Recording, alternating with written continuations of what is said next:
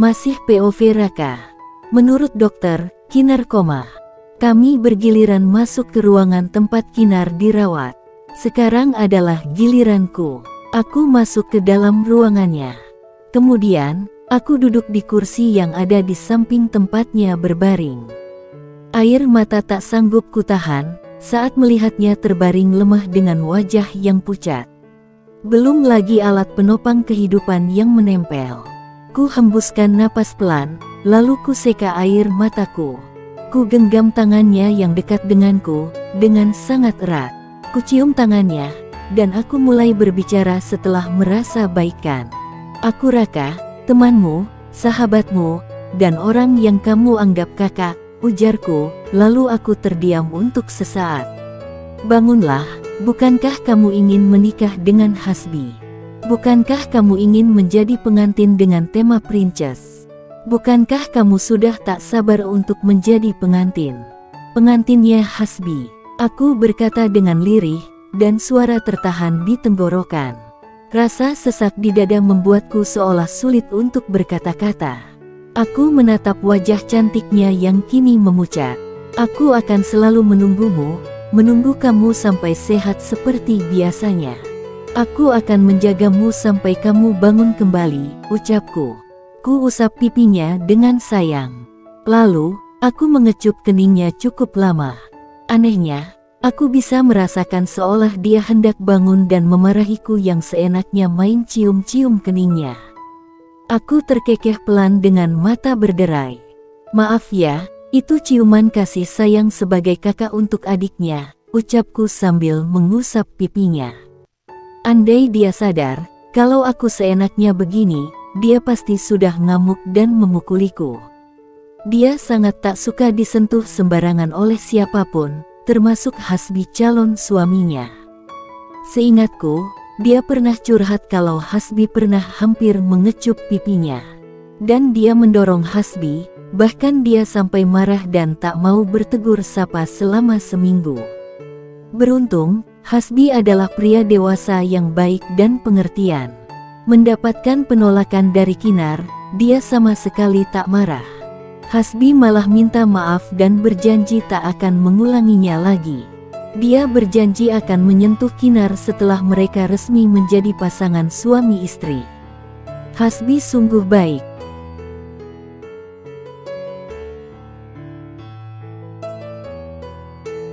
Aku bersyukur, Hasbi akan menjadi pendamping Kinar dalam hidupnya.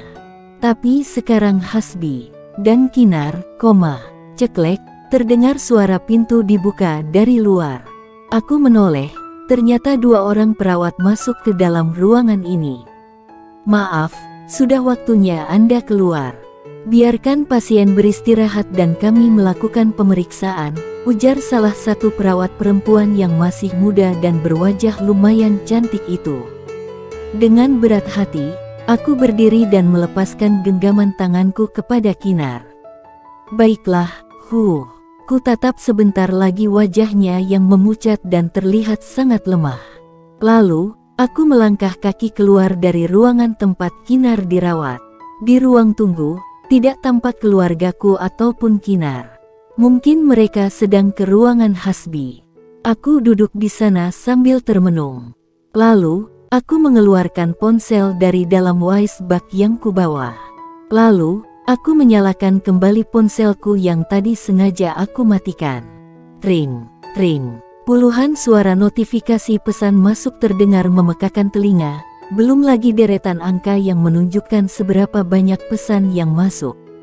Yang kebanyakan dari karyawanku di coffee shop. Aku seorang pemilik coffee shop.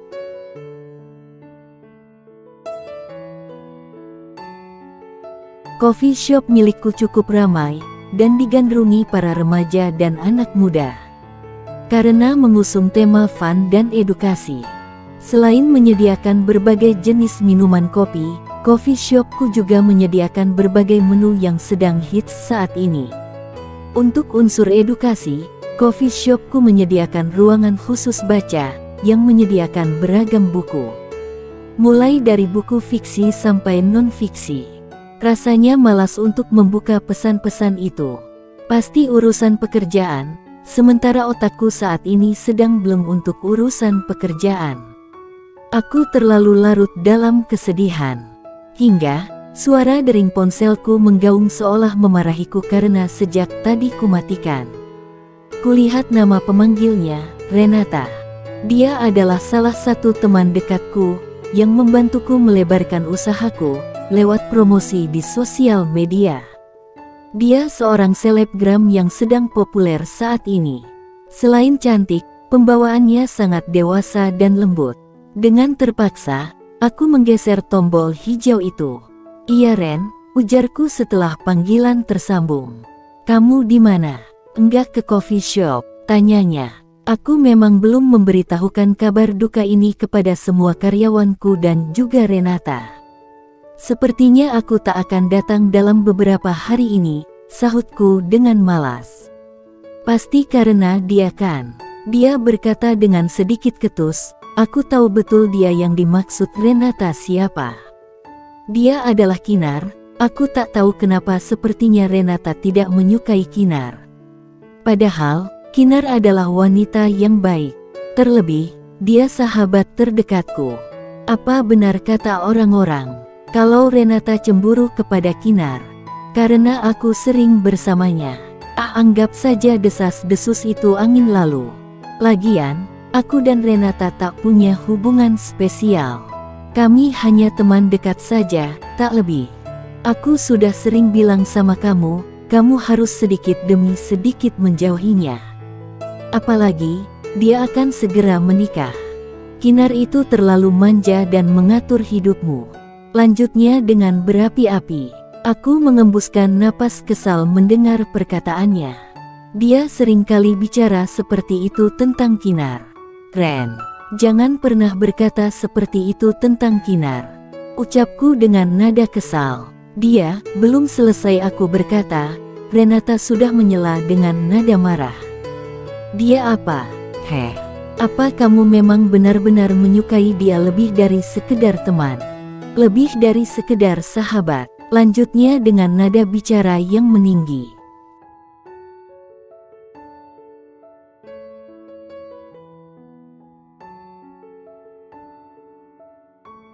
Aku diam tak menjawab, hanya mengembuskan napas pelan mendengar perkataannya itu.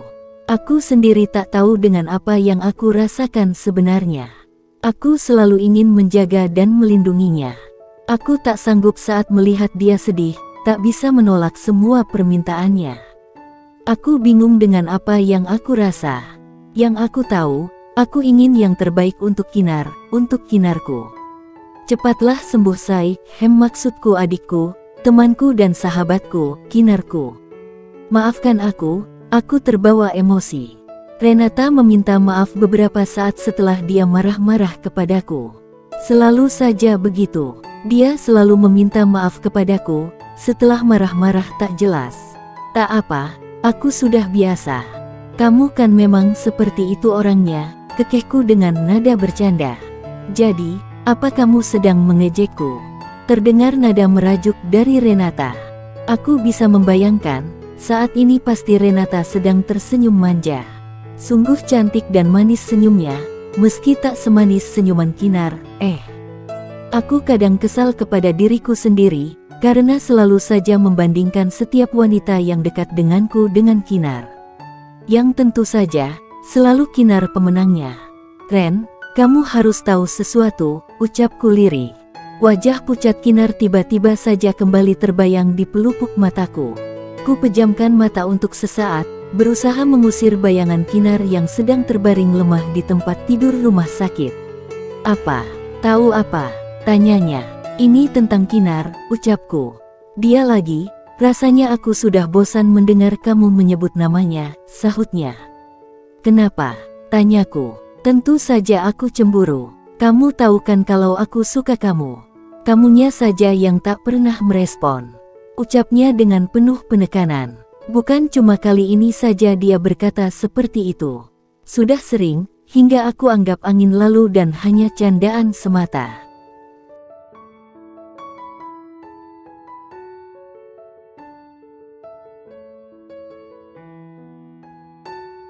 "Kinar kecelakaan," ucapku, tanpa merespon kata-katanya tadi. Apa? Kecelakaan? Untuk sesaat dia diam tak berkata-kata. Aku pun diam. Apa kamu masih di sana?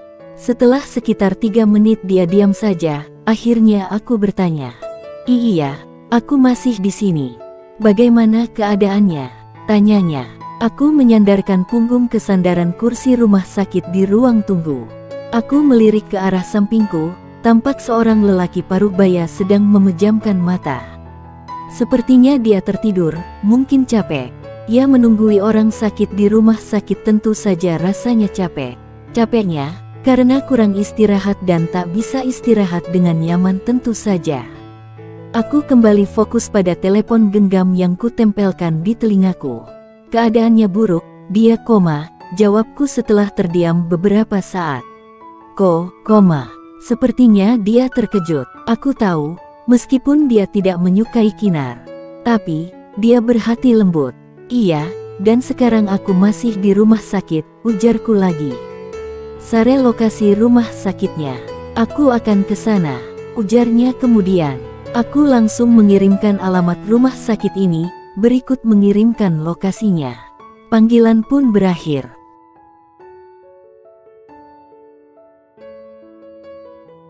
Raka, ada hal yang serius dengan Hasbi. Tiba-tiba saja ibuku datang menghampiriku dengan panik.